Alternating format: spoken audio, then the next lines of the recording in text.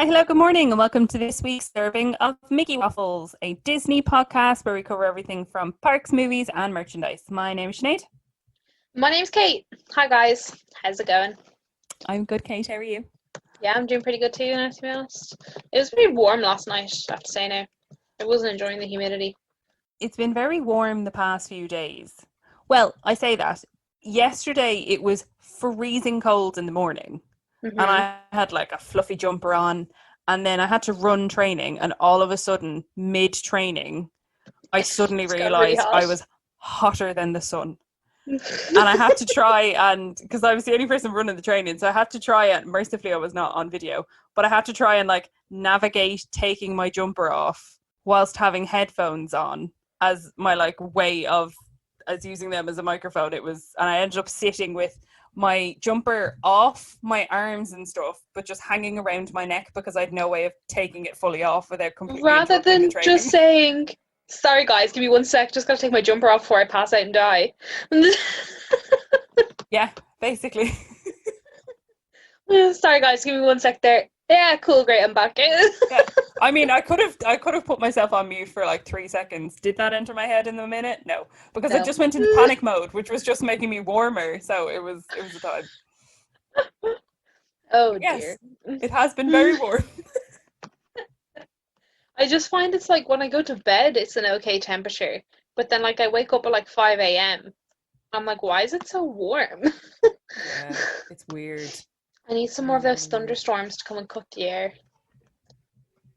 Mm, agreed. Although it has felt quite thundery today, at least. I woke up kind of headachy, and normally I find that's a good indicator that it's vaguely thundery or something like that because there's a lot of like pressure. Hmm. Sound like a total sociopath. But you also had a migraine earlier, so maybe there is something in here. Yeah, so I was saying I've also been like quite headachy.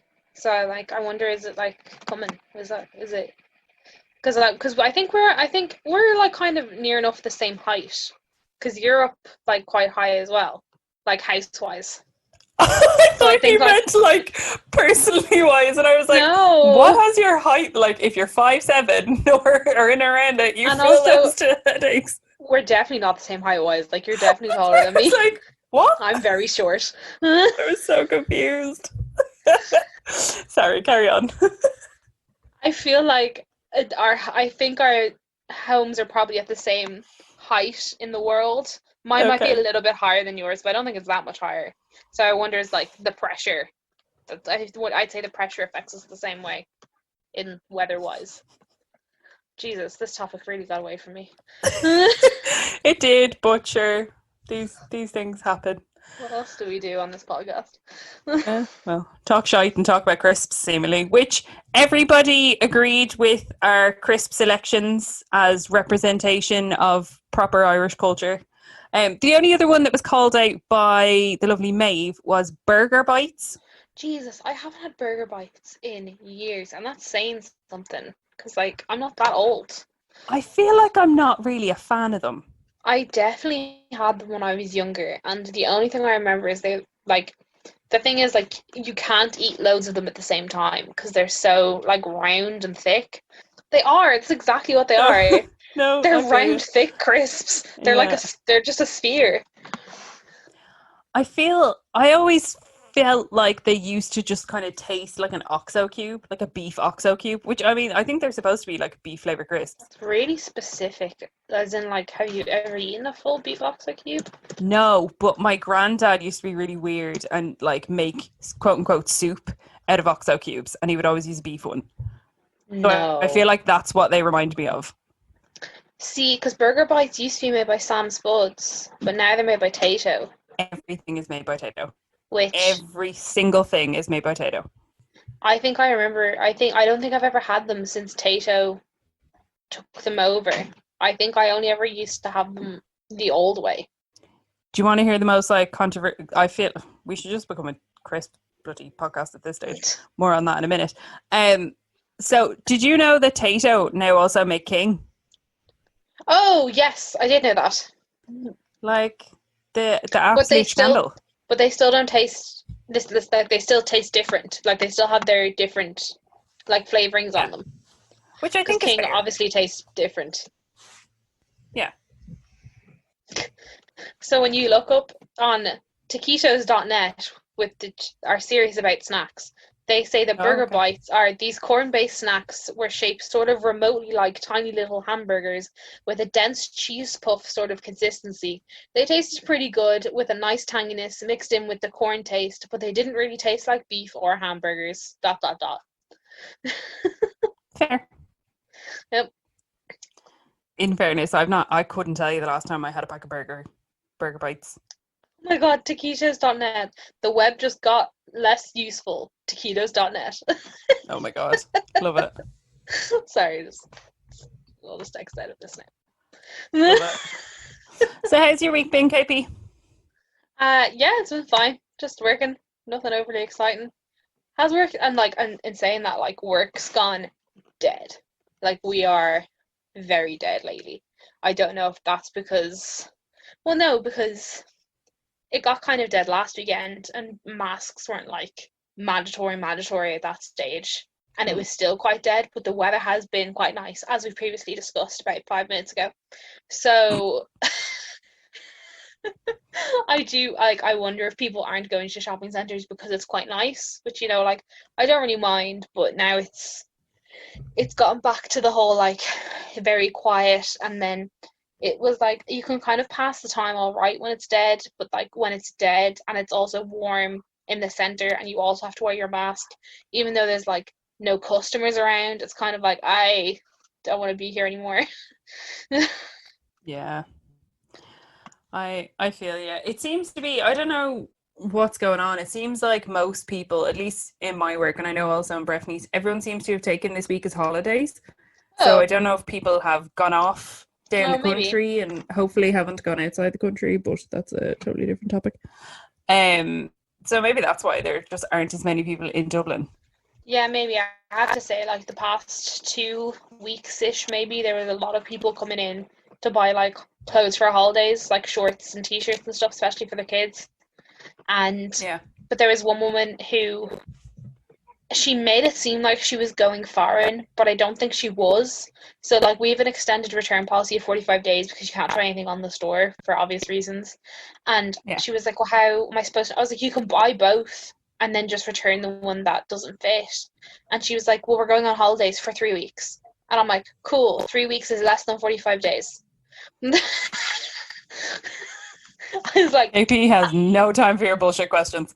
handy that, isn't it? I was like, you can still go on your 3 week holiday and come back and still be able to return those shorts for the full value. Wow. Madness. She was like, we're going away. And I was like, as in like, away? Because you should not be going away. Oh. But yeah, maybe. Sure, I haven't really been in this week. I was in one day, then off for 2 days, then I'm in for 2 days, and then I'm off for a week. So that'll be fun. So yeah, we'll see what it's like. How did that cobweb get there? I hoovered that yesterday. Sorry, I'm looking at my corner of my room, and there's now a massive cobweb in the corner. But like, I hoovered that entire corner yesterday. That's not good. No, not good at all. I don't know why. Stupid spiders. Anyway, yeah, that was my week. How are you? I'm good. I'm good. It was my mum's birthday at the weekend and we had a barbecue, which was lovely. Lovely. She got the most glorious lemon and raspberry cheesecake as her birthday cake after vehemently saying she did not want any form of a cake that had to go in the fridge because space was a premium. She opted for a cheesecake. I mean, because of course, if there's anything not your more mum. honestly. So that was quite comical. But no, yeah, it's been fine. Work is actually kind of quiet this week, which I'm very grateful for. It's been a fairly stressful few weeks. And I booked my tickets for Tato Park, Yay! which I'm quite excited about. I'm buzzing for you to go to Tato Park because, like, I've been. I'm so intrigued. Have you been before? No. Oh, this is even more exciting. I've been like 2 times now, and like, I feel like I only need to go to Tato Park maybe like once a year or once every like 2 years. So Okay. like, I'm pretty vibing for you to go to see what you think. I'm so intrigued because, like, with the exception of going to Disney parks and Universal, like, I don't really go to like other theme parks. Like, that's generally not really like my vibe. I'm Yeah, a Disney snob. I'll hold my it's hands up on that. also very much because where we live. Like, it's Yeah. not very easy. Like, we could go to Alton Towers, but it's not very easy for us to get there because we don't drive. And so, like, I don't mind going to Alton Towers. Like, I've been to Alton Towers quite a few times for like family holidays and stuff, but it's very difficult to get to if you can't drive. And same for like Thorpe, which is in like London. Like, they're very difficult to get to. So like, it's not the easiest thing for us to do. But, you know, keep it local, stay with the And crisps. someone got stabbed at one of the UK theme parks in the past week or so, Jesus, which wow. was bloody mental. I think they were stabbed. I don't know. The theme park trader did a whole episode about, I want to say Thorpe Park. Again, I'll put the episode in the show notes. I think it was But Thorpe Park. the mega I think it scandal was happened. Thorpe. But yeah, I'm really excited. We're going for, it's Breffney's oldest niece's birthday, and they have like a family annual pass. They bloody love Tato Park. So I'm excited. I don't know how I'm going to feel about all the rides. Breffney has already said he's not really going to go. He's definitely said he's not going on Kilcullen, which I'm But not it's great. entirely shocked. But it's outside. Yeah, but it's still a roller coaster. If I can give any form of advice, it's really not that bad. Okay. Like, for What Breffney, would you it's compare it really to? not that bad. Like a very watered down version of Big Thunder. Oh, okay. Yeah, like the only thing is because it's a wooden coaster, it's not rickety. Rickety is the wrong word because it's a very stable built coaster. But Yeah. wooden coasters just give off a slightly different vibe when you're on them. But like, Yeah. it doesn't go upside down. Like, it's very spaced out. It's not that long of a ride. Like, I'd put it at Big Thunder, but like nowhere near as like, not extreme. What's the word I'm looking for? Intense. Nowhere near as intense as Big Thunder. Personally, now. But it is a good coaster. I don't know. Maybe you I'm go excited. on it. You can definitely go on it. I have the Kate approval. But yeah, maybe you go on it and then you tell him. But like, Yeah. Honestly, it's definitely one of the more calmer coasters that I've ever been on. But the fact that it's a wooden coaster is also very cool. Yeah. I know, I'm really excited. I'm excited to see what the rides are like, because again, I know absolutely nothing about Tato Park. I'm intrigued to see what the food options are like, because I've no never idea gotten food there. how much I'm probably going to bring food with me just in case, because I don't know how well a theme park in the middle of Longford is going to cater for vegetarians. I would also bring your own food, because I don't know, do they have like the food stalls like open? I think so. From what I could see on their website anyways, I think they do like twisted taters like they do in Universal. Oh, that I want. I want it. Yeah, but I don't think I've ever tried them. I mean, you have to get some form of potato-based product when you're in Tato Park, right? Indeed. The only sad thing, though, I think, is that they don't give you free crisps when you leave anymore. I think they stopped that. Sad. I'm probably still going to buy a pack when I'm there, just for the sake of buying them. With the upcharge of like $2.50. Kate, I buy stupid shit in DLP all the fucking time. Oh, you know, I'm not arguing with you. I'm just stating facts. So next week, Kate's going to take a full week off, also from podcasting. So me and Brett will be coming at you with a review of Tato Park. So who knows what that's going to be like. I'm buzzing for it. I'm so excited, not only to hear your opinion as like an absolute Disney nerd, but to hear Breffney's opinion from like the driest aspect of the world.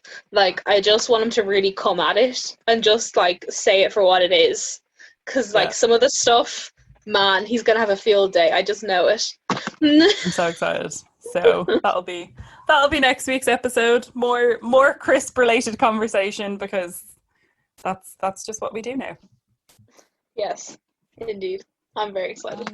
I am here for it. So, on that note, shall we get on with a bit of news? Yes, news! So, first up on the news, we have a little bit of DLP info for y'all. The DLP photo pass is no longer allowing guests who aren't wearing masks on the rides to have their ride photos. So it's actually quite comical. You get to the end of your ride and you go to look at your ride photos, and there's just this big blurred screen with a big fucking lock on it that's like, not for you. So I know we mentioned last week that Walt Disney World were doing this, and now DLP have also taken it up. So no masks, no photo, which I can't argue with. I think it's a great policy. and like because they're only loading people either in groups of families who are going together or in a single person because there's not enough room to social distance on a lot of DLP rides, then it's pretty easy. No mask, no photo. I agree. And it's something that I've seen a lot online where people are like, anytime DLP post anything to do with mask policy or anything going on in the park, and people are like, but what about this? Like, I have this health issue and I can't wear a mask, or I'm claustrophobic and I can't wear a mask. Like, these are all things that I've seen. And people have been saying it to the likes of ED92 and DLP Report as well. And everyone's just like, verbatim response is, their policy is that you wear a mask. If you cannot wear a mask for any reason, don't go. Move your trip. Cancel your trip. Because you cannot commit. There are no exceptions. DLP don't, to put it very bluntly, DLP don't give a shit as to why you can't wear a mask. If you can't wear a mask, you can't go to DLP. And that's it. Yeah, it's very much one of the situations where the fact that DLP don't care is actually a good thing. Like, they're just kind of like, look, if you can't do it, you can't come, and that's kind of it. Like, they're a privately owned company. It's private property. It's not an essential journey. It's not an essential thing to do. You're going to have like free time or vacation time or something like that. Like, it's not essential. It's not needed. If for some reason you can't wear a mask, you just can't go. And that's just the end of it. It's not going to be forever. It's definitely, it's like, it's not going to be permanent. Like, it's not going to be for the rest of your life. Just while this is currently happening and while Disney are still trying to, make money so that they can still turn around profit, this is just what they have to do. And it's not their problem that you can't wear a mask, which is kind of unfortunate, but then also kind of not. So you just have to kind of just deal with it. Yeah, I agree. But sure, people will find a reason to whinge about everything, eh? Yeah, especially when it comes to Disney. Exactly. And on an equally interesting note, we had an extra little bit of news around some of the parking measures and some of the things that DLP are doing to become a bit more green in the world, shall we say. So the Disneyland Paris parking area has now had solar panels built in on top. So basically they've put in these big massive roofs over the car parking spaces that are all solar panels. And it's in conjunction with a company called, I think they're called Urban Solar. And yeah, it's a way, it should help provide shade for the cars and solar energy by 2023. So, I mean, that's pretty cool. Like, it's something they definitely didn't have to do. No. Especially like for DLP. Exactly. But I mean, it makes sense. It means that when you go back to your car, hopefully it won't be quite as warm as if it was just left baking in the open heat. But I don't know if any of you have ever tried to get in a car after it's been like out in the French heat in like the middle of summer, but oh my god, you think you're going to die. But especially if your car has like leather seats, like it's just kind of breaking the arse off you. It's not pleasant at all. I remember the last time we went to France for a holiday, we were getting back in the car and I had to like put down all the windows before I got in because I was like, it's too hot. No. No bueno, thank you. So yeah, DLP is getting a bit more green. Yeah. I have no segue, I'm sorry. Then moving on to AP privilege tickets, which we talked about a few weeks ago to do with the whole, if you have an annual pass holder that allows you to get privilege tickets or family tickets, we had this whole discussion about like, how are they doing it if they're being sent to you and all this sort of stuff. Well, thank you, DLP Report. The privilege tickets are going digital, in brackets, sort of, from July 27th. AP holders can reserve privilege tickets for guests via the AP portal, then pay and pick them up at the Walt Disney Studios ticketing windows, but the AP holder must be present, which fixes my whole issue, which I had the other week, where I was like, just buy me tickets and I'll go. So yeah, so once connected, the Magic Plus or Infinity Pass holder will be able to select the date of visit and the quantity of privilege tickets desired, subject to availability, obviously. A confirmation of the reservation will be sent by email. The booking confirmation must be presented at the counters of the Walt Disney Studios Park by the annual pass holder in order to purchase their privilege tickets, valid only on the day of purchase, which is the same as always. So yeah, the annual pass holder must be present at the counter during the transaction. If the annual pass holder wishes to visit the Disney parks with his companions, he Rude. he must book his visit via the online booking platform. So basically, you have to book ahead of time, but then you also have to be in person to collect the tickets when you go. But the same rules apply for how many tickets you're allowed to do with your pass and all that sort of stuff. And also, the presentation of annual pass is mandatory to buy privilege tickets. A temporary annual pass does not allow you to buy these tickets. So, like, if you ended up having a temporary pass and you needed to go get your official one, you would have to go into the park by yourself, go get your pass, and then come back out and then let your friends in. Yeah. Again, I feel like all of that makes sense. I'm glad they came out and clarified, because I really was like, what's stopping you buying tickets, getting them posted to you, and then giving them to me? I was like, because you wouldn't have to be with me to physically get into the park. Do you know what I mean? So yeah, and people are sneaky, like me. Twiddly mustache.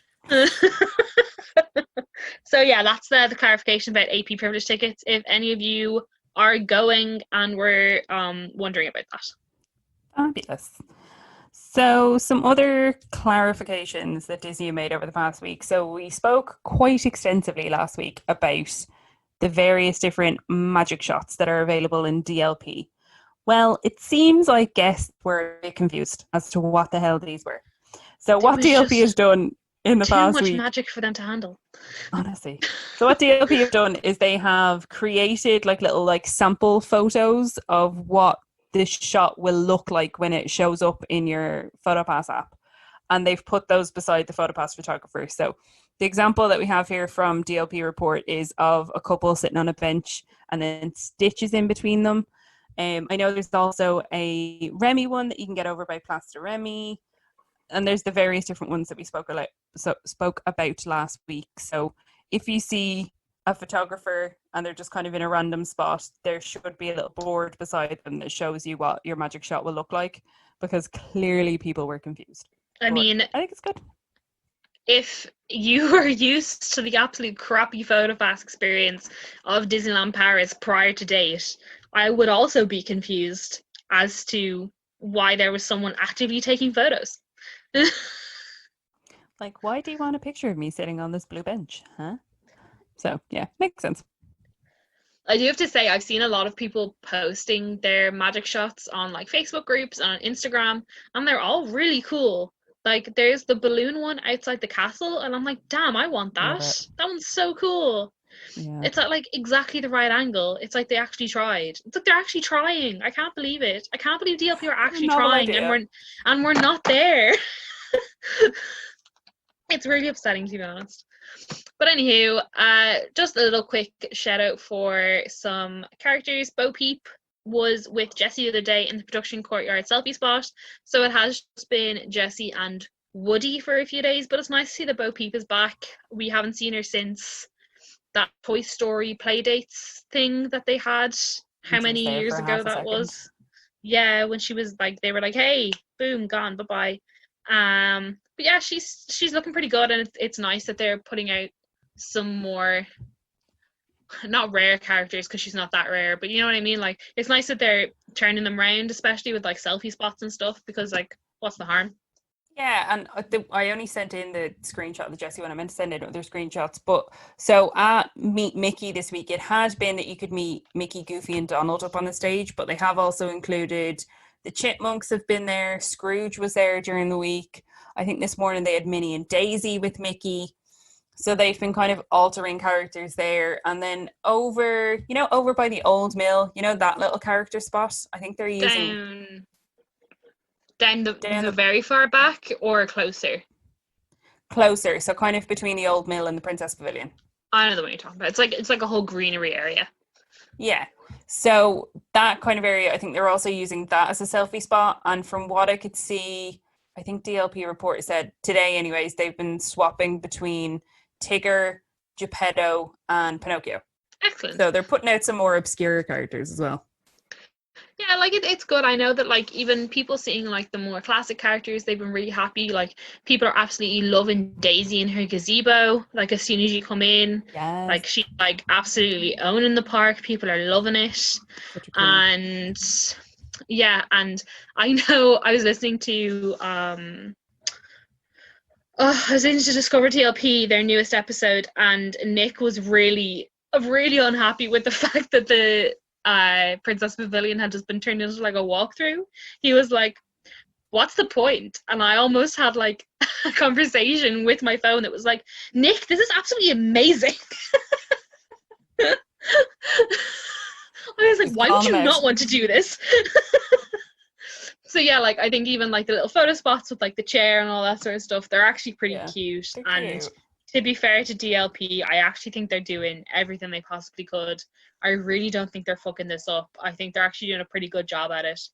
And as the guys said on their podcast as well, like they are definitely doing better than Walt Disney World at Agreed.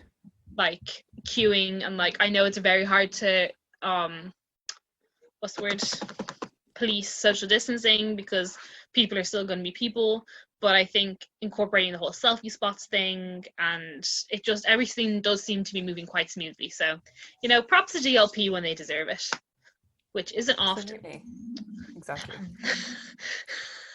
And speaking of props to DLP, so tweet from DLP report. So the latest TA Connect attendance 2019 report is out, and good old little DLP is still the #1 attraction within Europe, and it is number 14 worldwide.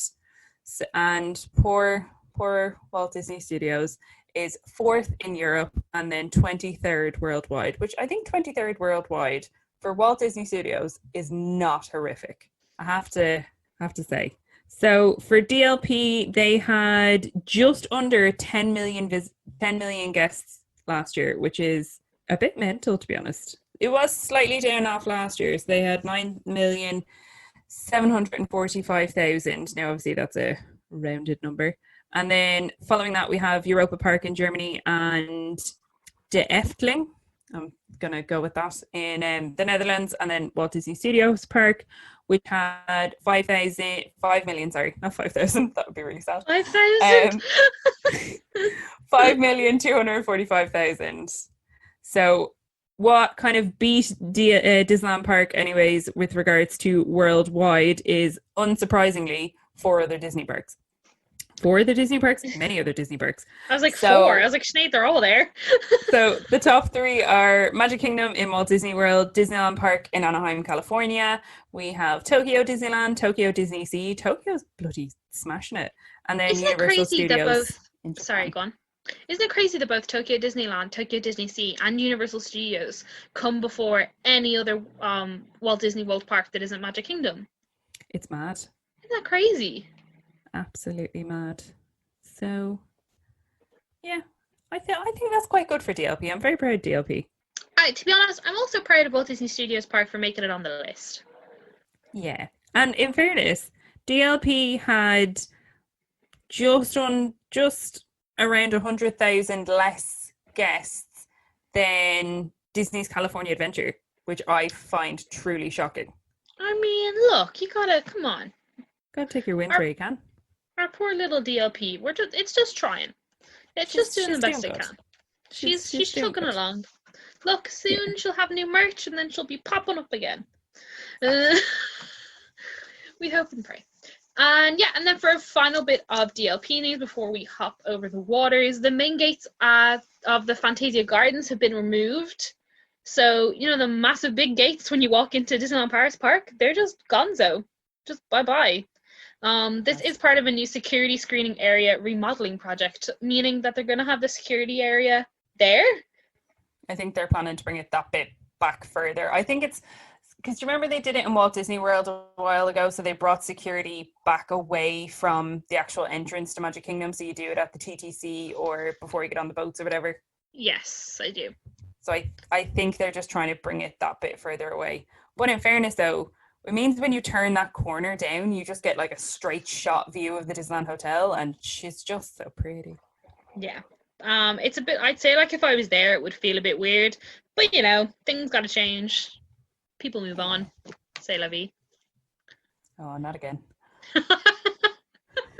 That really tickled me last week, I have to say. I was listening, I was like, oh. So moving over to we'll move over to Walt Disney World first. So Walt Disney World has announced some permanent closures this past week. So Primeval Whirl in Animal Kingdom, along with Rivers of Light in Animal Kingdom, and then Stitch's Great Escape from Magic Kingdom are all now permanently closed. And I mean, I don't think anybody is necessarily surprised by most of these, because Stitch was seasonal anyways. Primeval Whirl is that ride that everybody likes to take the piss out of anyways.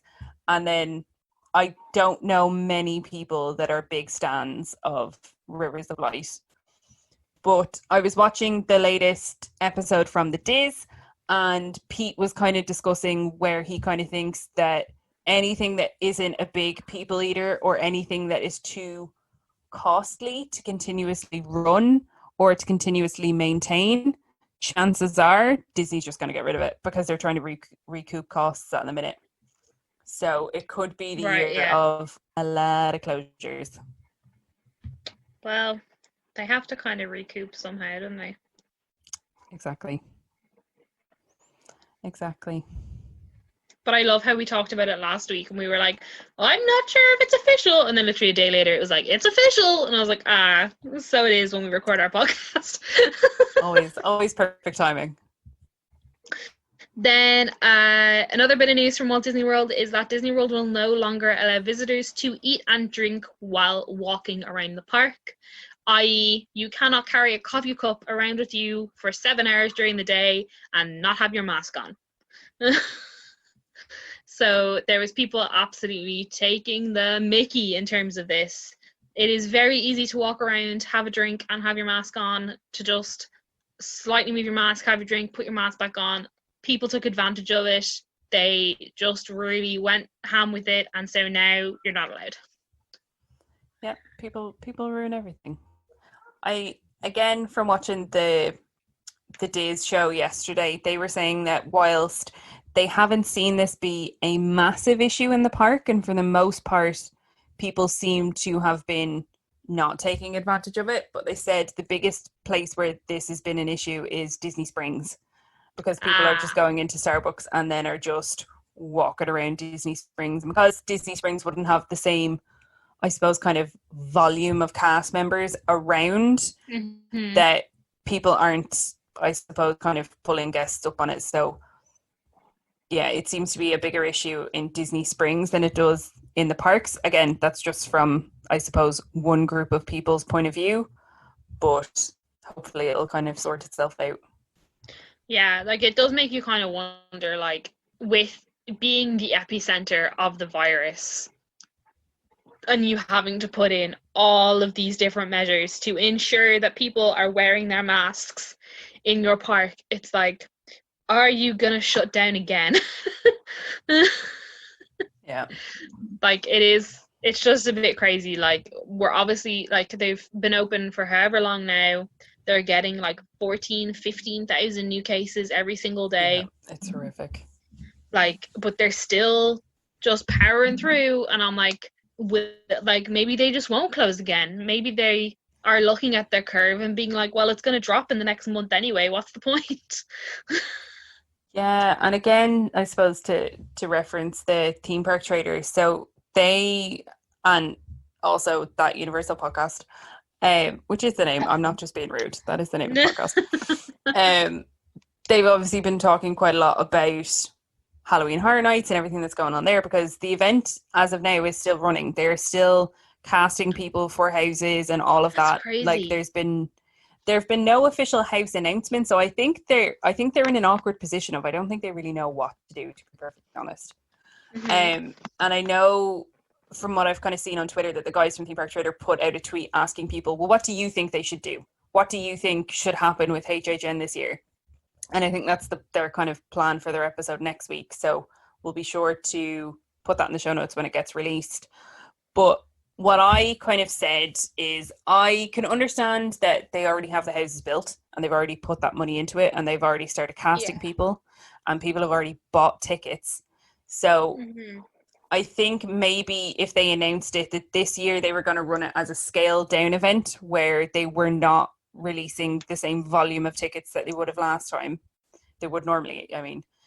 But if they were also planning on rerunning those houses next year. So if this was kind of a scaled down version, but don't worry, you're not going to miss out on these houses. We're going to run them next year. One, it means they don't have to worry about investing in houses next year. And two, it means they're not actively encouraging people to either bring COVID from potentially other high COVID states, but they're also not encouraging people to go to what is now the epicenter of COVID in the States. Yeah. So that's what I kind of said, because I get that they need to make some form of money back from it, and HHN is the biggest thing that Universal make money from every year. So I understand them not wanting to cancel the whole event, but I think that would be the responsible kind of middle ground, because I think the really responsible thing to do would be to cancel the fucking event. But if they are not willing to do that, I think if they could say to people, we're going to run the event, we're going to have it for locals, do not feel like you have to make it here this year because we're going to run the houses next year as well. Don't you worry. Yeah. Yeah, honestly, like, I don't know enough about Universal to make large comments on them because I just don't follow them enough. But if that's something that they could do, then yeah, I definitely think that that's like the best plan for them. Yeah. So we'll see. Because like, even though I do agree, like, with the fact, like, at the moment, if you were to be in Florida, like, Disney World and Universal are definitely like the safest places to be, because they are the most like strictly monitored places in terms of like mask wearing and this and that, and like everything's definitely sanitized a lot, except apparently the rides, which aren't sanitized that often. But like, yeah, a bit weird. But yeah, I do think they do need to really play their role in not encouraging people to come to Florida. Yeah. And especially because, like, I mean, Disney, like we said a few weeks ago, already cancelled Mickey's Not So Scary Halloween Party. However, Mickey's Not So Scary doesn't change year from year. There might be a new character added. There might be a slight tweak. Now, obviously, last year was slightly different because there was a whole new nighttime spectacular. I get that. But generally, year to year, it's the same bloody event. But that also means that this year nothing's going to change because they released that whole new spectacular night last year. So really nothing's going to change this year anyway. Yeah. So I get that if Mickey's Not So Scary was running, people wouldn't feel as much of a need to go because if I don't see it this year, I'll see it next year. It's much the same. Whereas the difference is with Halloween Horror Nights, it's completely different year to year. You get different houses, you get different scare zones, different shows every single year. So if you don't go a year, you don't get to experience those. So that's where I think, and I feel the responsible thing for Universal Creative to do would be to say, okay, you'll still get to experience them next year. Don't feel like you have to go to Florida. Because I know from what I've seen online, most airlines are not flying out of the UK anytime up until I think mid-October. Yeah, that's the thing as well. And like, we're not allowed to fly to America at the moment. So like, I just feel like there's, yeah, like I just feel like people can't, if you don't live in the States, you can't really go anyway. Yeah. So, yeah. And I do know that a lot, like we know, like a lot of people fly over, like just to go to Halloween Horror Nights. Yeah. Yeah. So it'll be interesting to see what happens. But moving on from Walt Disney World, so we had a little bit of an announcement for Tokyo Disney Sea. So they are going to premiere a new nighttime spectacular called Believe, Sea of Dreams. And it is tentatively scheduled to get released and launch in April 2021. Obviously, that will depend on what the situation is with COVID and nighttime spectaculars being reinstated, all that good stuff. So the 20-minute production on Mediterranean Harbour will, and I quote, remind guests of the importance of having a dream and always believing in it. Yes, Disney. How cute.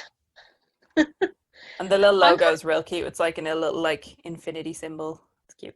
Do you think by next year that Tokyo would be a safer place to go to than Florida? I think like COVID aside, I think any time Tokyo is a safer place to visit than Florida. Let's call a spade a spade. Yeah, that's very true. Florida is the epicenter of nut jobs. Yeah, I'm wondering, do we want to go to Japan going to Walt Disney World? Because like, Like if COVID's gonna be like sticking around Florida for a while, I'm like, oh, maybe we should just go to Tokyo instead. Not that we're going anytime soon, but like for my next Disney vibe that isn't DLP, because I can just pop over there. Exactly.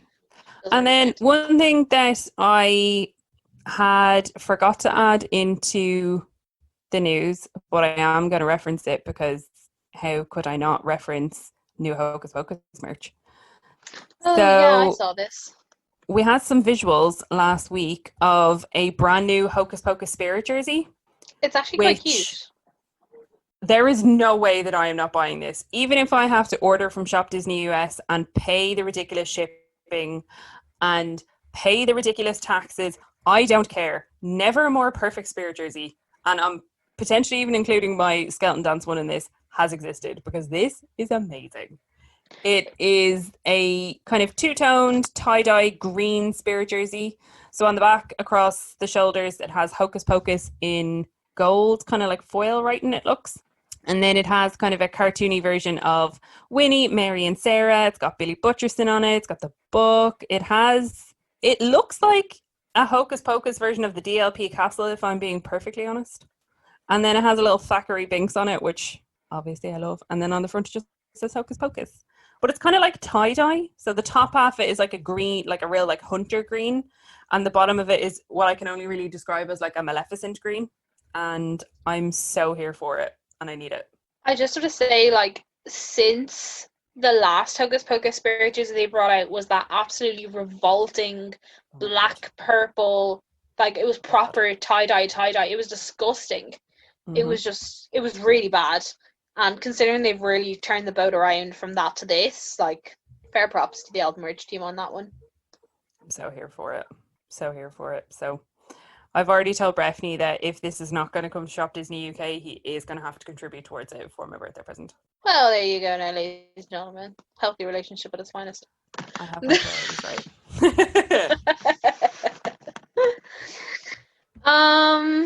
Yes, that's pretty much it for the news. Just one last thing, which is us related. During lockdown, we were doing quizzes every second week because no one was doing anything. But as people have slowly got to get back to work, we still want to do those lockdown quizzes, but we're just changing them to once every month. So our next one is going to be on Friday, July 31st. We're going to be having it at 9 p.m. Irish time. Thank you very much. Please wear whatever you like, and if you'd like to know the details for us, DM us on Instagram. To be honest, guys, they're an absolute lols. You can get pissed if you want. You don't have to. But if you want to, we're here for it. Especially now because they're only once a month. I feel like people might jig into it a bit more. And just, yeah.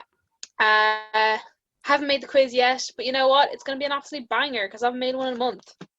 Yeah. And we have had the most bizarre quiz rounds that you could potentially ever come across. It has been very varied. The only, I suppose, kind of Easter egg that we will give you, and for a lot of the people that have joined all, if not most, of the quizzes, there will be at least one Hamilton round. So get your study in. Yes, there will be. And that could range from facts about the actual play, facts about like the historical references and how accurate they are, facts about Lin-Manuel Miranda in relation to Hamilton. Like, I'm really going to cover the entire spectrum here, just FYI. Can you all tell that we're fully bet into the Hamilton hype? It could be to do with like stats, just FYI, guys. You might not know the answers even if you study. Boom. And that's everything for the news. Okay, so this week, we won't lie to you lads, we had no idea what to record. We were very much at a loss. So we did the reliable thing and we went to the Disney Pals Instagram group and we said, here lads, what should we record? And everyone gave us loads of lovely ideas. So thank you very much to everybody. Yeah, you really came through, guys. Thanks. So what we've decided to go with is our ideal day in Disney and what we would do. So where we've kind of both agreed it has to be stuff that we've experienced before. So yeah, obviously everybody's ideal day would be to wake up in the Sleeping Beauty suite in Castle Club, because I mean, whose ideal day would not be that? However, Yeah, neither of us have ever or will ever experience that, so we're being realistic. absolutely not. Fucking like 12 grand for one night. Who do you think I am? You know, even if I won the lotto, like I still wouldn't do that. Like I take Maybe my if I money won the to Euro another Millions, Disney park. Like I don't know, like maybe if I'd done everything else to do with yeah, Disney, it would probably be like the last bit on my list. But maybe yeah, if I so won the Euro Millions, fair, but either way. fair. So it So wasn't you that won the Euro Millions last night? sadly not, Kate. Sadly, No, sadly not. I I don't do wish. the Euro Millions, so it wasn't me either. Neither do I. I always dream about, oh, what would I do if I won the lotto? But never do I ever do the lotto. So I think I just forget. I also sometimes think I forget I'm old enough to do the lotto. Like it still feels like I feel like, oh, I can do that. I can gamble. oh my god. So anyways, so I suppose the first thing we need to establish is what time of year are you going, Kate? Oh, I didn't think about that. Probably Christmas, let's be real. Fair. I love Christmas in DLP. I love the fact that it's cold and I can make myself as warm as I want to be rather than going when it's excruciatingly warm and I have to try and decide my outfit on that. Because the problem is, I always find that DLP, no matter what time of year, is freezing in the morning. Mm-hmm. Like, it's always cold. So then your walk from the hotel to the park is freezing, but then literally an hour after you've been in the park, you're roasting if it's a hot day. Yeah. So I'm going to go with Christmas. Entirely fair. I mean, unsurprisingly, I'm obviously going to go with Halloween season. Yeah, I mean, like, guys, let's be real. There's going to be some things in here that if you know us, you're not going to be surprised with. But Yeah. look, you asked for it, so. If you listen to the podcast, you could probably tell us what our ideal day would be, but still. Yeah. But I'm specifically not going on Halloween. I'm doing like early in the Halloween season because I feel like that is just my ideal sweet spot with Disney. Things aren't massively busy. It's not crazy. The weather is still nice enough that you don't need to like wear 10 million layers. So it's kind of, for me, first week of October is my ideal time in DLP. Excellent. That also is a very good week to go. Mm. See, I'm just like a month later. I'm like the first week of November. First week of Christmas stuff and everything kicks in. Fair. So I'm taking it anyways that it's the first, because some people said, what do you do when you first get to Disneyland Paris? I'm taking this as it's our first full park day. Yes, me too. I was thinking the same thing. Okay. So where are you waking up? Sequoia Lodge, and so definitely Sequoia Lodge. We're staying in Sequoia Lodge. But then I also had like two different variances because we have both stayed in Golden Forest Club, but we've Mm-hmm. also both stayed in regular Sequoia Lodge rooms. Mm-hmm. So I just want to put it in there that like depending on the price is probably what we do because we're happy to do both. Yeah. So if the price really isn't that much bigger, let's be real, we're staying in Golden Forest. So I guess ideally Golden Forest, but I'm also pretty happy with just staying in a regular Sequoia Lodge room. There's just the vibe of Sequoia Lodge really, really makes me happy. Yeah, I agree. Would wholeheartedly want to wake up in Sequoia Lodge. And much like what you said, I'd happily stay in either type of room. I've never had a lake view room. So I feel like that would be the only like Oh, tippy toppy ideal thing to do at Sequoia Lodge that I've not experienced, because I think that would be very nice. But I mean, we're going with ideal. So we'll just go with Golden Forest room because why the hell not? So yeah. that kind of makes my next question a little bit easier. What are you doing for Yes. breakfast? So obviously then I'm going down to the Golden Forest Club room, the Golden Forest Lounge, and I'm Mm-hmm. having my breakfast, which is absolute peak breakfast. It's all your delightful eggs and sausage and bacon and pancakes and waffles and everything that you could possibly want from a breakfast, except Ed did say the sausages did taste weird to him because they're not pork sausages. They're a different kind of sausage. I quite like them, but he was not a fan. But I was like, that's cool, no worries. There's 20,000 other things to have. But yeah, I'm a big fan of the club level breakfasts in Disneyland Paris. I really like them. They're a really nice buffet selection. they just have so many things, and 98% of the time the service in the morning are so lovely. And my favorite thing about the guys in Sequoia Lodge is they will compliment your ears, they will compliment your Disney bound, they will compliment your lanyard. They are just so pleasant. I went in, when me and Ed went, I had my reindeer ears that I got from the Disney store here in Dublin, so they didn't sell them in the park. And he was like, oh, your ears. He was like, did you buy them here? And I was like, no, I'm actually from Ireland and I bought them from a Disney store in Dublin. And he was like, oh, he was like, wow. He was like, I have never seen those before. They are so Christmas. And I was like, thank you. So yeah, like there is just that little bit extra about the cast members in Sequoia Lodge at breakfast time. And I think it's because they've obviously started their day like 5 hours before I have, so they're already like ready to go, and I'm still waking up, but I'm still in that Disney mood, and it just, the vibe really sits with me. Big fan. Yeah, I agree. Also, big fan of particularly the Golden Forest breakfast. It's basically food-wise the exact same as the breakfast that you get in Plaza Gardens. There's just obviously no characters, so it's still the deliciously wonderful scrambled egg that I feel like it'll be inscribed in my gravestone at this stage to talk about it so much. So it's the glorious scrambled egg. Vegetarian wise, I mean, it's a lot of beige if you're veggie. So potatoes, pancakes, waffles, scrambled egg. Again, a lot of beige, but I'm totally fine with that. I mean, that's also not much different if you're not a vegetarian. It's just a little bit of brown. It's like sausage and bacon. Yeah, but they've got like little pastries and stuff like that. So you can really, it's kind of one of the major benefits of having a club room is that you can go down, they open it super duper early. So you can go and you can have a very big feast for breakfast. Like you can have like a 3-4 course breakfast if you want to do. And you can really set yourself up really well for a busy day in the park and then not have to think about food until lunchtime. Like you won't need to stop. I really have to say, like, also, like, in terms of, like, range of stuff, like, something they always have that I always forget and never use is that, like, you can boil your own egg. Like, they have a little boil your own egg station as well.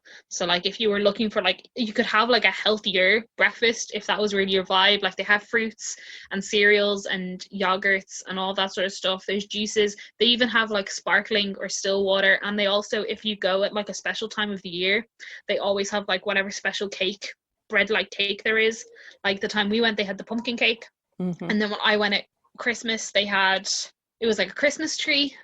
So yeah, like you're really setting yourself up. Also, especially if you got kids, there's so much for kids. They even have like chocolate cereal. They have like those choco flake things, because I know when I was a kid and I went to a buffet breakfast, like that was the main time I was getting like a chocolate based cereal, because we didn't really buy those at home. So I was like, yes, chocolate for breakfast, absolutely. Like the croissants, the little Nutellas. Oh man, excellent. Now, the only caveat that we will put on this, and I can say this confidently as a week because we discussed it before we pressed record, is the coffee that you get at these and the coffees that you get at any of the buffet breakfast in DLP, in our opinion, is absolute muck. It's disgusting. Once we've had our breakfast and once we've filled our boots, what we will generally then do is take a stroll on over through the village and make a little stop off in Starbucks.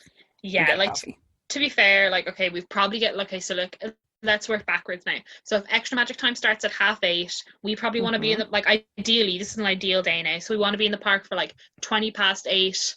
So we want to be leaving the hotel like at 8:00 by the latest. So you've probably gotten up at like 5:30. I've probably gotten up at like 6:45. She's not saying any lies. So like what I'm saying is, like, we're probably up quite early, and even though we have managed to have an entire breakfast, I don't need to be 100% awake to eat a breakfast. I just need to be like somewhat verbal.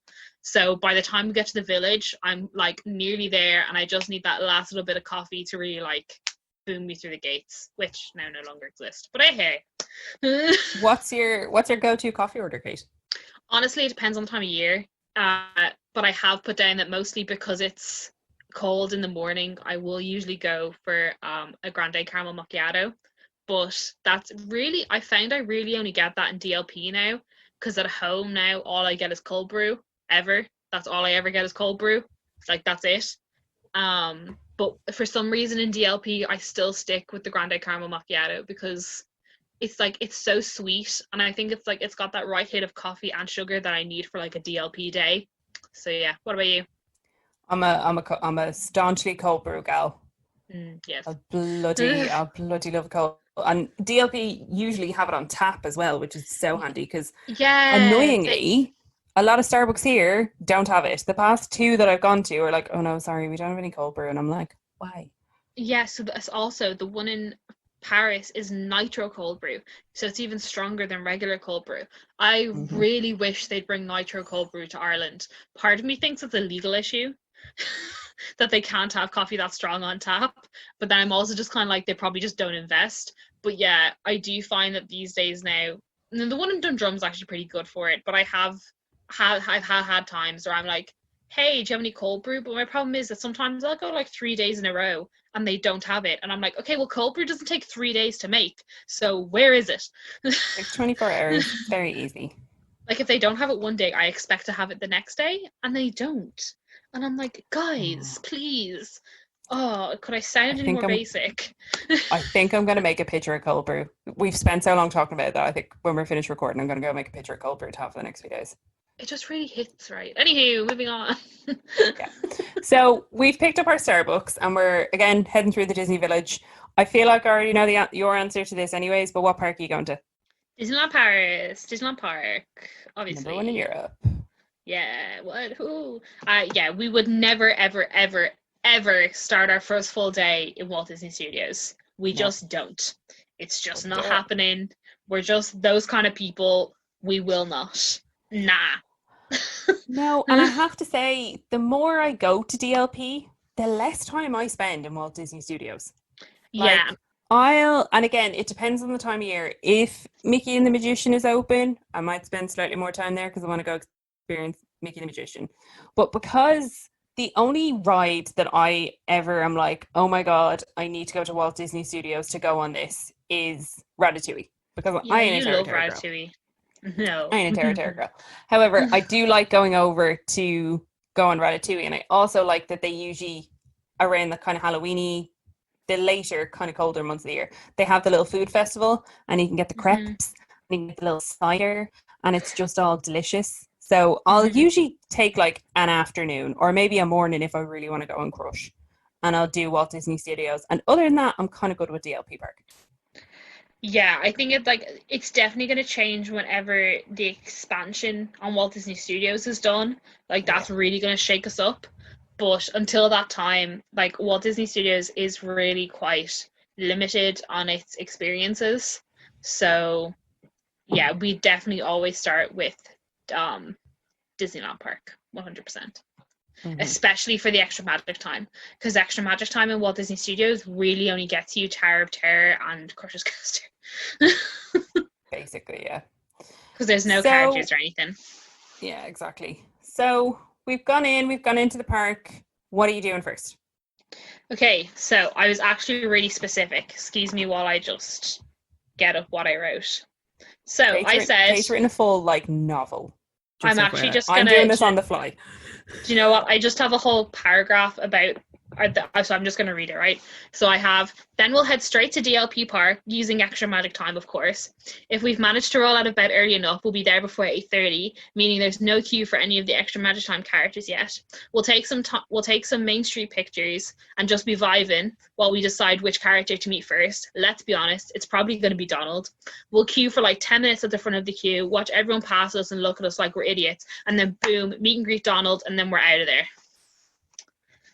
Can't fault it. It's perfect. Right? What we do. It's 100% what we do. So yeah, like I just feel like our mornings are they're the same every time, but they set us up so well for a good day, and we just love it so much. And that using your extra magic time to queue in a queue that's not already a queue is just, it's the biggest tip I think we could ever give, because people really do look at you like you're an absolute wally. And they're like, oh, what the fuck are you doing? Like, there's nobody there. Like, the photo photographer might not even be out yet, but the umbrellas are up, and the character's going to be there at 8:30. Yeah. I have a question. Yes. What Donald? Normal Donald. Just regular Normal classic Donald. Okay. It's I'm going to go Christmas. Devil Donald, because Devil Donald was the best thing that I've ever encountered. Like, he was great. See, So, I've never met Devil Donald. he was just sensational. But like you said, I don't think you can. I'm gonna go on record here. I don't think there's a better way that you can set up your Disney day bar meeting Donald first, because, and we've said this before in the podcast, like, meeting Mickey is grand, meeting Minnie is grand. However, because they're like the face of the company, they're a bit dull and they're a bit boring. Unless Like, they're in special outfits that let them Mhm. act a certain way, ergo Phantom Man or Mickey. But Or if it's Parisian Minnie. just, or Parisian, she was great. But like, if it's just standard outfit, which they're the characters that are generally around during extra magic time, I mean, Donald just puts you in a good mood. He's just so mischievous. Or I think Yeah. the only other characters that could potentially rival that are Chip and Dale, because they're also like Yeah. teeny schemes. But the thing is, when you hit them first thing in the morning, like Donald just started his shift, he's just clocked on, like nobody's pissed him off yet during the day. He's not had any like bad guest interactions. Like, you're getting him at his absolute peak. Like, he is there for you. Like, you're the first guest of the day. He wants it to be a great experience. And if Agreed. you're there to vibe with him, then it happens. That's all I'm saying. Yeah. No, I wholeheartedly agree. Oh God. So we've gone in and we've met Donald. We've had a wonderful time. So what land are you going to then? Right. So we're going to Frontierland, but purely just to go on Big Thunder Mountain, right? So I've said we'll probably go on a ride to wake ourselves up, and of course, yes, that means Big Thunder Mountain. And honestly, if the line is short, we get off, I'm happy to do it again. But then bop over to Fantasyland to do some chill rides, because they usually have long wait times during the days because they're quite family friendly. So we're talking like Teacups, Dumbo, and then I have an extra bit, but that's too far. So you go. What would you do? This is all going to be very samey, because like, particularly the mornings, like, I feel like we have nailed what to do with extra magic time to set yourself up for a good day, particularly on day one. Like, we have a formula, as you can tell. We don't deviate from that formula. The formula doesn't fail. The formula does us right. And we've done that. We've done exactly this on times where it's been just me and Kate. We've done this in times where we've been there with a group. We've done this in times where we've been at massively busy time of the year, and it has worked on all of those occasions. Yeah. So if it ain't broke, it doesn't don't fix fail. it. So exactly. So I would also agree, there is no better way to wake yourself up in the morning than going on Big Thunder Mountain, especially if you have a lovely cast member that is willing to give you back row. Like, back row will give you the wake up of your life. You will be windswept and ready. And the thing is, if you go in extra magic time and if you go close enough to rope drop, there's usually nobody in the green and orange pass queue yet, just because of the way it works. So the battery rows on Big Thunder Mountain are reserved for those passes. So if there's no one in the queue yet, you can go sit in them. And then also, if you've gone pretty early for extra magic time, they're usually not filling up the coasters because they're coming through so quickly and there's not enough people to fill them. So it's one of the best times to politely ask a cast member if you can sit in the back. Again, unless they're hungover to fuck, they're in a really good mood because they've just started their shift. So if you're pleasant to them, bang, back row, absolutely. Yeah, I wholeheartedly agree. And yeah, I would also then say chances are we'd come back out of Frontierland, probably take some pictures down by that little thing down the side of the castle where we always like to take pictures. Good call. Do our little photo shoots. Then walk through the castle. Probably, like you said, we do a lot of spinny rides in the morning. Your Teacups, your Dumbo. Maybe if we're feeling brave, we might do the carousel and freeze our arses off, because again, DLP is the coldest place in the world in the mornings. The only, I suppose, alternate thing that we would usually do would be, if we don't do Big Thunder, we do Peter Pan. Yes, I did have that somewhere down here as well, yes. So that would be the only kind of potentially other change, because I feel like Peter Pan, even during extra magic time, does get quite busy during the day. Yeah. So you kind of need to make a beeline for that if that's what you want to do with little to no wait. Yes, correct. So then I've just... Where does your one go next? Just before we go to lunch, I just have a little bit of a tidbit. So I just have... By that point, the park is probably open. And we're probably nearing the time to get a line birdie reservation for someone. So if we are getting to that point and there is someone we want a line birdie for, we'll probably just chill around Fantasyland, because there's that exact point just outside Dumbo where you actually get full signal, even with Irish phones. And we'll try and get a line birdie, and then whatever time the line birdie we get for will also dictate the rest of our day. So the line birdie, unless we're going to meet Phantom Man or Mickey, is probably over in the studios. So we'll have to then try and figure out how to plan the rest of our day around our line birdie. Because if we got one for if we were really quick and got one for 20 minutes time, then we got to bop over. But if not, then we can hang around a bit more in DLP Park. That's fair. So who would you ideally get a line birdie for? Olaf, not gonna lie. Okay. Meeting Olaf was just the best time. He was fantastic. And I felt I was just ever so slightly rushed, not because it was my fault, but I think we were the last people before he was going for his break. And the cast member was lovely. Like, the cast member didn't actually rush us, but I think I was aware of the fact that he was going on his break, and I didn't want to make that any longer. Do you know what I mean? Yeah. So I kind of rushed myself, because I was like, you go. You've been working hard. But I would really like to go meet him again. Okay, that's fair. So, yeah. I mean, everybody can probably already guess what mine is, obviously. Given the fact that it is Halloween time that I'm there, obviously I would want to go meet the King of Halloween Town, the Pumpkin King, Jack Skellington, because if Jack is available to meet in a park, I feel like it's just rude not to. And also, like, personally, as a not big fan of Halloween or Nightmare Before Christmas, Jack is absolutely hilarious to meet. Like, he's just, like, 8 out of 10 times, you got a perfect Jack. Yeah, there have been occasions where we've had some questionable Jacks. Meh. But also, some of my favourite character meet and greets have been with Jack. One being the first time I met Jack was the best time ever. But also that time on Halloween when we went to meet Jack and we were all dressed up like pumpkins and you and Ellen were attached and he was just so confused. But he loved it as well, and he was so good. Like, he realized, like, I loved watching his face go, shit, I can't stand in between you guys because you're connected. Hold on, I'll stand behind you on this ledge. Here we go. So good. I really appreciated that he appreciated the fact that we were in a conjoining pumpkin jumper, I have to say now. It was. There's photos all over our Instagram about it. If you have not seen the conjoining pumpkin jumper, you're missing out. It's the best piece of clothing Kate has ever bought. And I still have it. I'm not throwing that bad boy away. Oh, you better not. I will be so sad if you ever get rid of that. Let me tell you. It cost me a little bit too much for just to be worn once. I'll have to get a couple of Halloweens out of it. Good. Ed will be delighted when you tell him that he's going to wear it at one stage, although that would look absolutely comical with the height difference. But he's so much taller than me. We'll do it one day, I promise. Yeah, one day. So what do you have next as your plan? Because I suppose if we've just done Line Birdie, then it's what, 9:45? Yeah. So we still have time.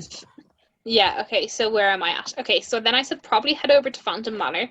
We'll walk around for it because we don't tend to do Phantom Manor in Extra Magic Time because sometimes it's open and sometimes it's not. And it just doesn't really fit into the whole Extra Magic Time our plan.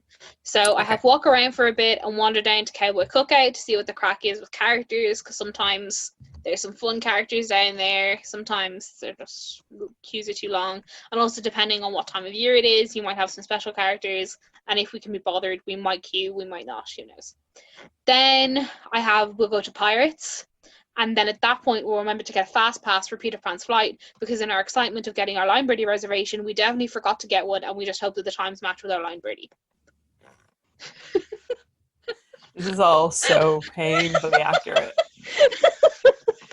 Because we always forget in the morning to get a fast pass for Peter Fran's flight, because the fast pass usually moves longer than the regular queue, even in extra magic time. But once we get the Lime Birdie, we genuinely, once we are excited the fact that we got a Lime Birdie ticket, we completely forget about everything else we were supposed to do and are just like, fuck it, let's get a Phantom Manor. Yeah, I mean that's my go-to response most of the time, but yeah, fair. So yeah, because you get to the bottom of Frontierland, and then that brings you into Adventureland, and then we'll end up Pirates, and then we'll end up at Peter Pan's flight to get a fast pass. Nice, I like it. I'll go a slightly different route, just I suppose. Excellent. To try and change things up a bit. As I said, nice. Our extra magic time is set. Like, we don't deviate from the structure, and it works. Yes. I'll go over towards Discoveryland.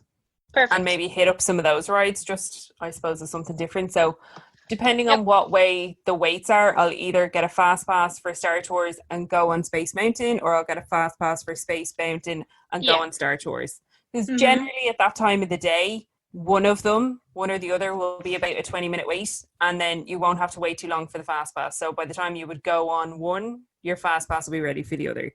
So again, there's no kind of rhyme or reason as to which it would be. It would just happen whichever one had the shorter wait.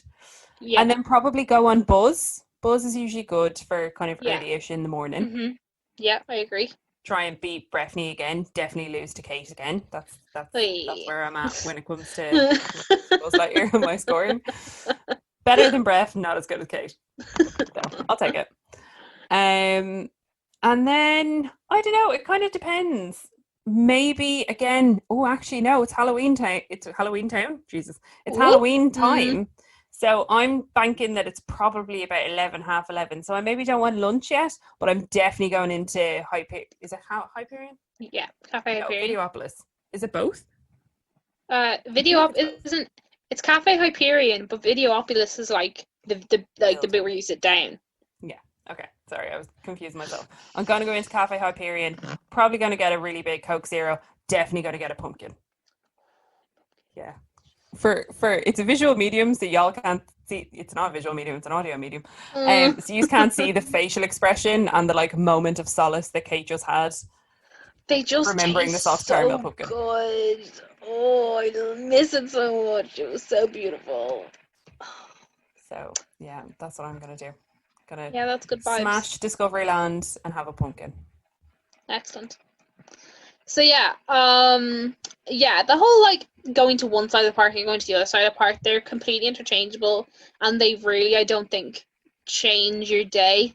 I think they're both as good as one another. It all really has to do with timings, like what the wait times are for stuff. Agreed. So at this point, I have checked the time for Small World, Casey, etc. So the stuff at the back of Fantasyland, see if it's got a long wait or not yet. Maybe go on this Fantasyland, because definitely after like 12-ish, Fantasyland's going to have probably pretty long waits.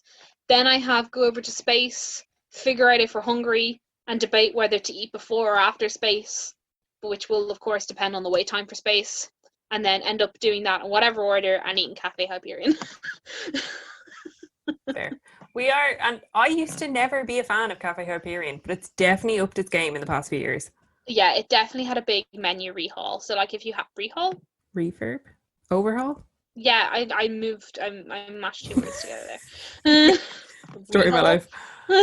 The menu at Cafe Hyperion has definitely had a big updo on it. So if you haven't been to DLP for maybe like 5 years, that last time you went to Cafe Hyperion, it was definitely gick. But I definitely suggest going again because it's actually quite nice. The only problem is it's still extremely slow, and the cast members aren't they can be quite helpful, but sometimes they're not. And I still don't know what the problem is with Disneyland Paris specifically and counter service, and how like it's designed so badly, and you just have some people waiting for burgers for 6 minutes because other people who are at the counter just go over and take them for the customers that they're serving who've only been waiting 5 seconds. And there's just like, there's no real like rhyme or reason to how they do stuff. I don't really get it. Like, I just don't understand how they managed to fuck it up when there's only like 6 menu items. But anywho, it's worth it as long as you've given yourself the time. Yeah. What are you having? I'm probably having whatever their main meal is. So like there's usually like a number one meal, which is like, so when Star Wars season is on, it's a BB-8 burger with an orange bun that comes with fries and like a dessert or an ice cream or something like that. But if the special dessert isn't included in the menu, I'll probably also buy that as well. And then we'll be left with a bunch of ice creams that we don't know what to do with. We'll contemplate trying to give them to children before we realize that that's really weird, and we won't do that. And we'll end up just leaving them on the table. Which is really bad, but like if they could, it's DLP's fault. Like if they just let me interchange and pay extra for a dessert rather than having to get the ice cream and the dessert, like, but yeah, that's probably what I'm getting. And also probably a side of mozzarella sticks, because the mozzarella sticks for some reason in Cafe Hyperion are actually quite good. Real good. They're very tasty. I know what you're getting, but tell the lovely people. Well, I'm not having lunch in Cafe Hyperion. So, oh, sorry. Never mind. So I'm going to finish up. I'm going to have had my pumpkin and my Coke Zero. So I'm going to have refueled myself a little bit. And then again, given that it's Halloween time, I'm going to go watch Vive la Vie. I'm going to go get a spot over by my little Scalabays. I'm going to watch Vive la Vie. I'm going to have an absolute bop. It's going to be a glorious time. Do love Vive la Vie, to be honest now. Yeah. And then after Vive la Vie, I will probably head into Frontierland. And depending on how hungry I am, / how long the wait is for Phantom Manor, either I will go on Phantom Manor or I will head on over to Fuente del Oro. It's, again, much like you with Space, it's very interchangeable as to whatever the timing is. Mm-hmm. Yeah. When I go to Fuente del Oro, I'm going to get loaded fries because, again, I'm having my ideal day and I've had them before and I don't care that they're not available anymore. I will stand by it. So I'm going to get them. Also going to get the mozzarella sticks because I don't know what it is about the DLP mozzarella sticks. Like, don't get me wrong, they're not gourmet mozzarella sticks. There is nothing special about them. They are frozen mozzarella sticks. They're just fried. Mm-hmm. But they're a bit delicious. So I'm going to have those and I'm absolutely getting churros. Bangarang. I'm also at some point getting churros. Haven't written it down, but it's going into my... Love it. The churros are so good. They are. Why do they only sell them there? It's like, I really, like, it annoys me how many opportunities DLP are missing out on sometimes. Yeah. Silly. Anywho, so then I'm not really sure what time of day it is, so I said go watch the parade maybe, i.e. like the regular parade, but I've also forgotten that I'm there at Christmas time, so I will have also at some point watched the Christmas parade, just FYI. So then at that point we might go over to the studios, because at this point we've probably hit our line birdie time for whatever thing we were going to go see in the studios. Ideally for me it's probably Olaf. We'll definitely do Ratatouille, and I'll definitely do Tower of Terror, see what the wait time is, might do it twice. And then, of course, if Mickey the Magician is on, we'll go see Mickey the Magician, or we'll go see Mickey's Big Band if it's Christmas time. Oh, yeah. Oh, Mickey's Big Band was so good. Yes. What a show.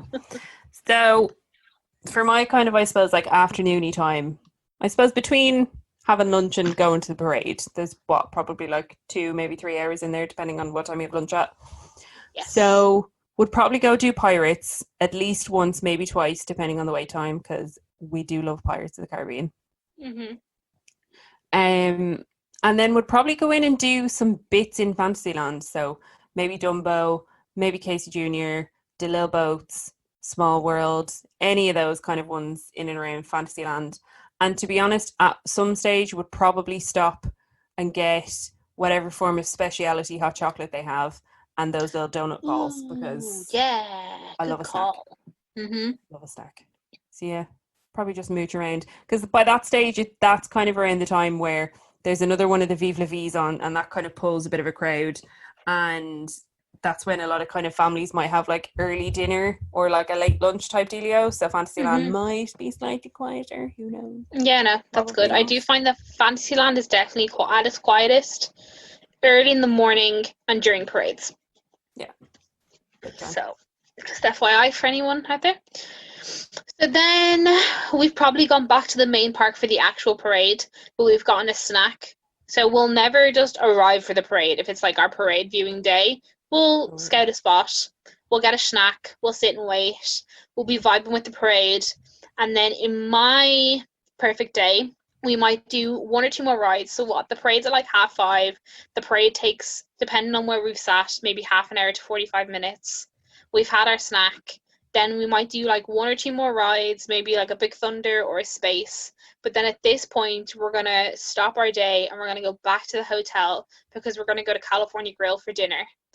And we want to make sure that we have a nice nap, or maybe just like a little bit of a chill, maybe not a nap, but like definitely some sort of a chill, a shower, and redress so that we can go to California Grill and have a delightful little dinner. Nice. Yeah. I like it.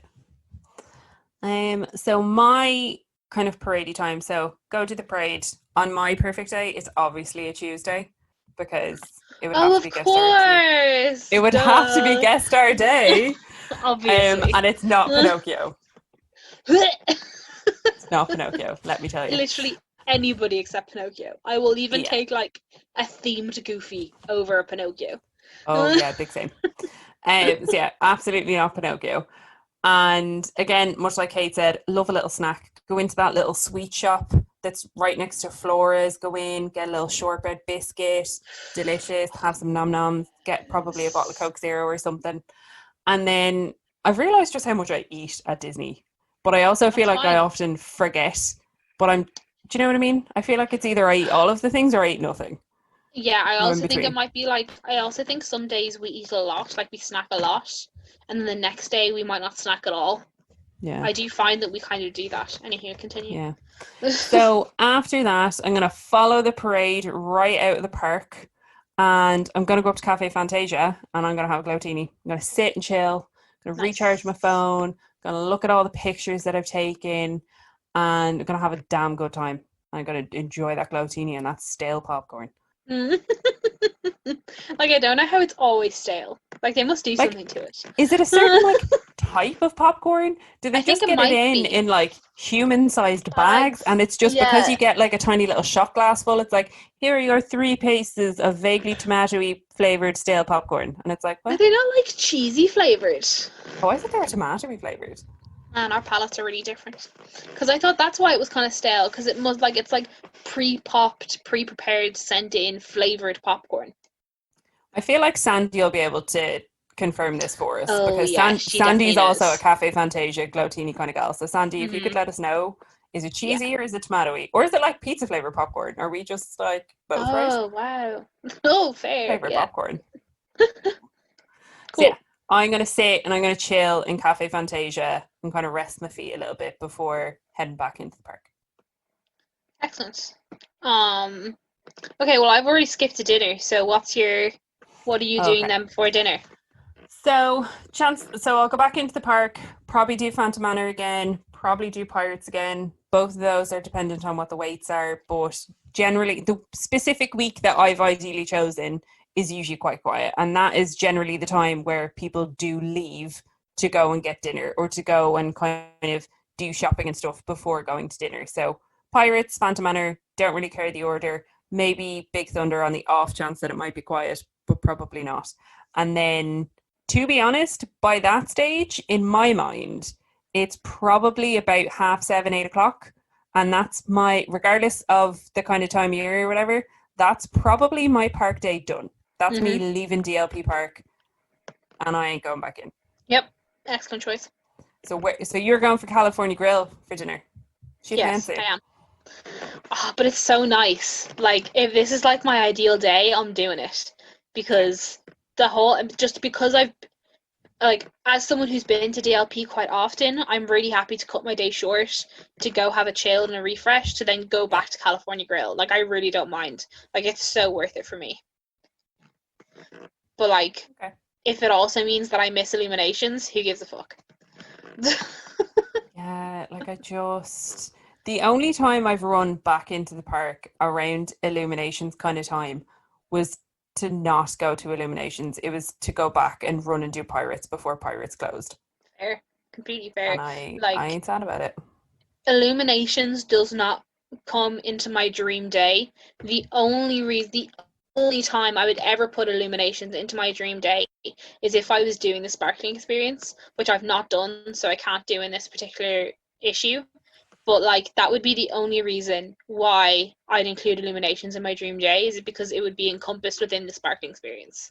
Yeah, or if we booked the AP viewing thing, But Oh I feel like yeah, that's also maybe. not exactly realistic. No. And also, like, really don't like Illuminations enough. Like, it doesn't, like, at the end of the day, if I watch it, stay for Illuminations, stand for however long, have 20,000 rude French men stand in front of me with their naggy little children on their shoulders, like, it's not a good end of day to me. Like, it pisses me Hmm. off. And I agree. we could have had the absolute best day. We could have been there with like all of our friends, had an absolute banger of a day, like just had met the best characters. But then I like by the time it gets to Illuminations, let's be real, I'm tired. But I'm Hmm. still happy enough to watch Illuminations. But once people start pissing me off, like that's it. Like I'm at a point where I'm like, fuck it, let's just leave. Like I don't even need to Yeah, watch the end. But the I problem agree. is the best part of Illuminations is the end because that's the only bit that has a good quantity of fireworks. Mm. So it's like it's just not worth it for me personally. If it was Dreams, on the other hand, whoo, Be there front and I center. would. Oh, absolutely! I would make sure I have an AP thing done. I would give myself loads of time. I'd bring a blanket to sit down.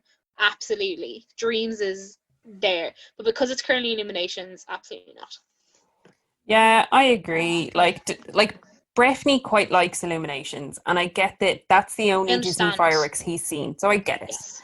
And I have watched it with him, and we watched it when we were there with Nathan and Kiva, and I kind of saw it whilst running from Adventureland back through to Frontierland, which getting to just kind of see the vague like kind of whispers of fireworks that you could see was quite fun. That was quite nice. You could hear the music and whatnot.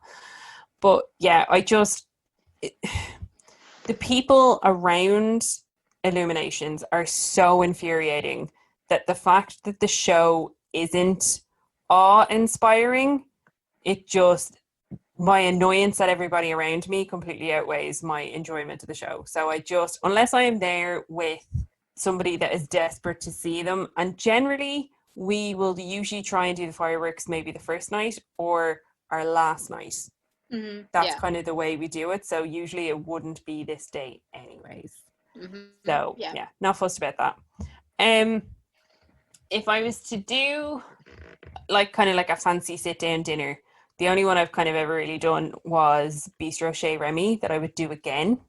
And I probably would do Bistro Chez Remy again. The theming and stuff was really, really nice. And I would purely do it for the fact of I would make sure that if I was there with you or if I was, well, I don't know if I could convince you to give me your potato gratin, but I could definitely convince Breffney to give me his potato gratin because I did.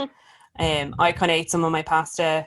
He ate some of his potato gratin, then we swapped because it was brie potato gratin. And Nice. Lord above, it was delicious.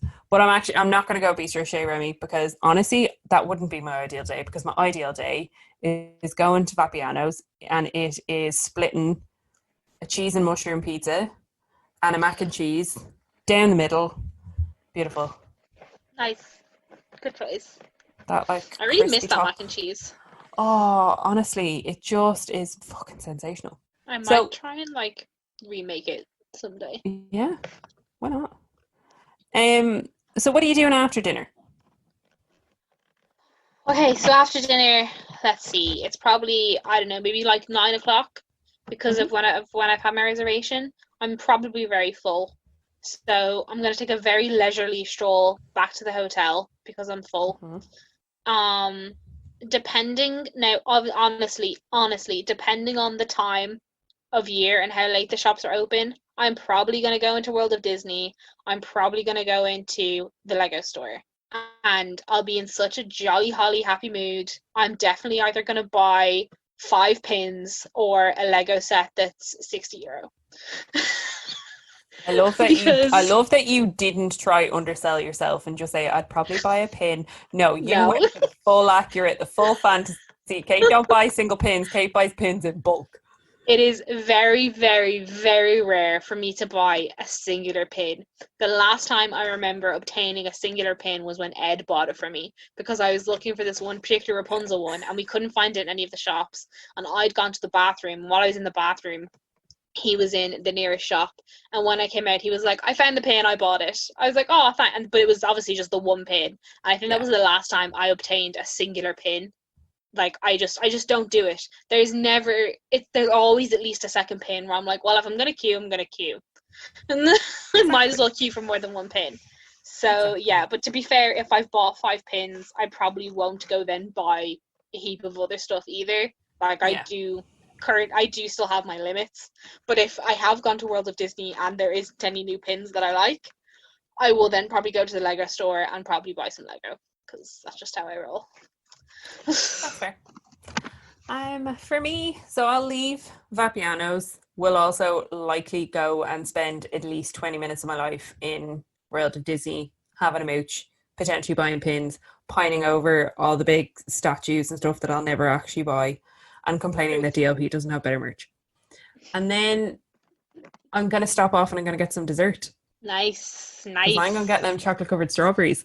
Nice, yeah. Because they are definitely in my ideal day, because they are just, chef's kiss, beautiful. Mm-hmm. And then, whilst I'm not a massive Lego person, I do love going into the gallery. Mm-hmm. That gallery store is just, it just makes me look at all the beautiful things that I'll never actually be able to afford, so that I'll never have anywhere to put them. So that also kind of helps with me never acquiring them, but still. So I'll visit those 2 stores and I'll have my little chocolate covered strawberries. And then by the time I get back to Sequoia Lodge, honestly, I'm going to sit in the bar and I'm going to have whatever specialty cocktails. And I would like to just recreate that night that we just sat and had cocktails and I ordered the worst slushie of my life. Oh God, that was revolting. Do you remember? It was horrific. God. Oh, it tasted so bad. Like, it wasn't like any slushie I've ever had, ever. And I've had like blue slushies from like newsagents and like slushies from ice cream shops and like those Tango slushies they used to do in Cineworld. It was just absolutely vile. Don't know what they made that crap with. Don't know what disgusting. It was. But yeah, I'd have some specialty cocktails, I'd have a glow teeny, I'd just have a very merry time. Yeah, like I definitely, like once I've bought my stuff, I'm definitely going and sitting in the bar in Sequoia Lodge. In my idea world, all the annoying families have fucked off to bed. And it's just like me, my friends, we're chilling. We've got a nice comfy table. Well, I'm just like, keep the expensive cocktails coming. I don't care. I'm in Disney. I'm having my fun. And they're at least a couple euro cheaper than what I've already paid in Cafe Fantasia, so it's fine. Actually, you know what? Like, I go with the anticipation of spending an exuberant amount on cocktails, and then I just do it because I've budgeted for it, so it's fine. Exactly. And then chances are I'd probably swing by the Golden Forest Lounge, pick up some form of a drink to bring back up to the room, and then I would absolutely fall into bed because I'd be bloody knackered. Oh yeah, absolutely. Same. I'm like, bye. Because by that stage, I'm either really cranky because it's late, or like I've had enough to drink that I'm like, bye. Okay, bye then. So yeah, that's kind of for me anyways. Like, just from talking through that, it's actually like made my heart partly so happy because I'm just like, oh, I've had this exact day so many times. Yeah. But it's also, I'm like, oh, I don't know what I'm going to get to have that day again. Yeah. Just one little point that I've just put at the end, so like I know that just because the way the days work, we don't really tend to plan on what characters we're going to meet, because a lot of the time it depends on who we see and when. So just at the end here, I've also just put other characters that I would have liked to have met during the day. It doesn't have to be all of them, can be just some of them, but these would be like my ideal characters that if we were to pass them, I definitely join the queue for.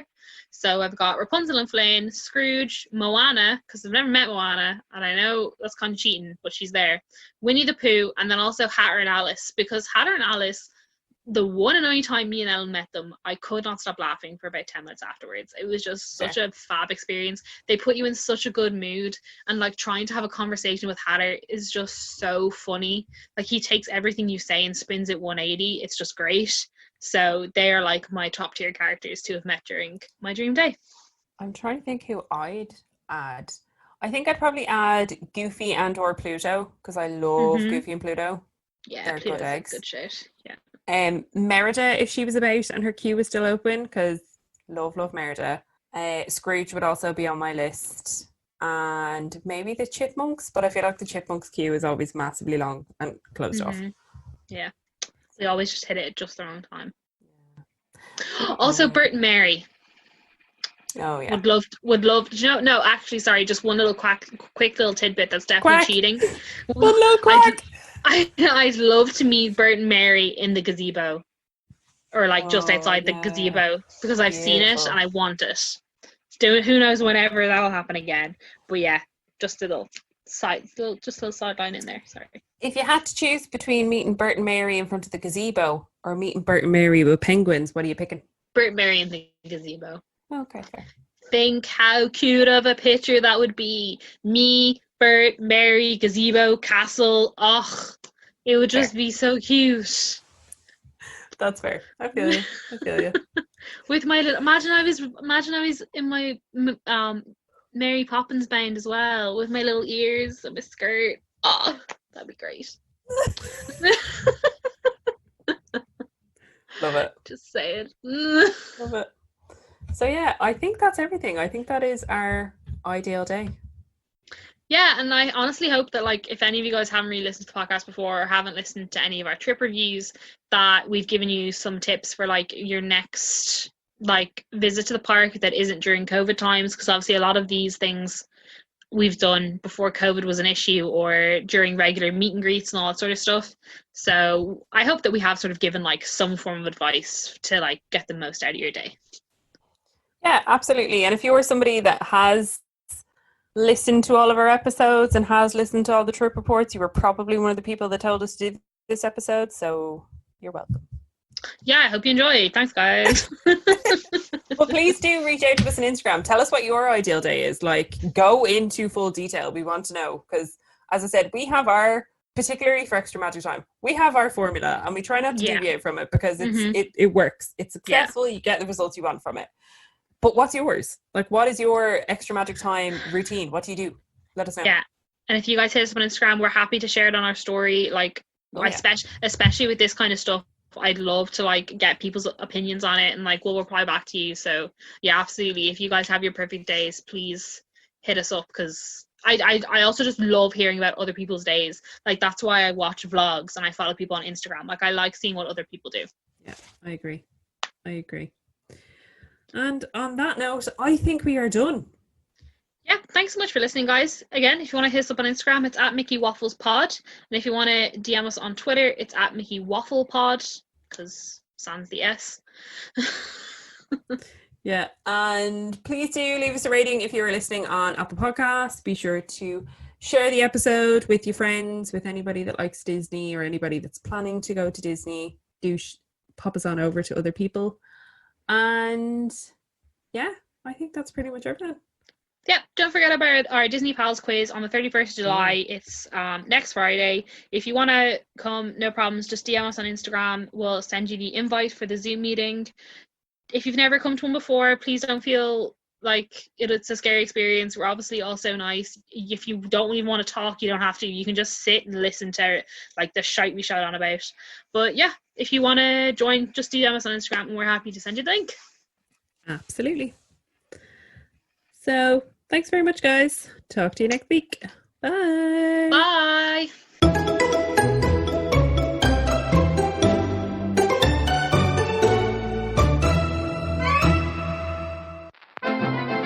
This podcast is part of the After Dark Podcast Network.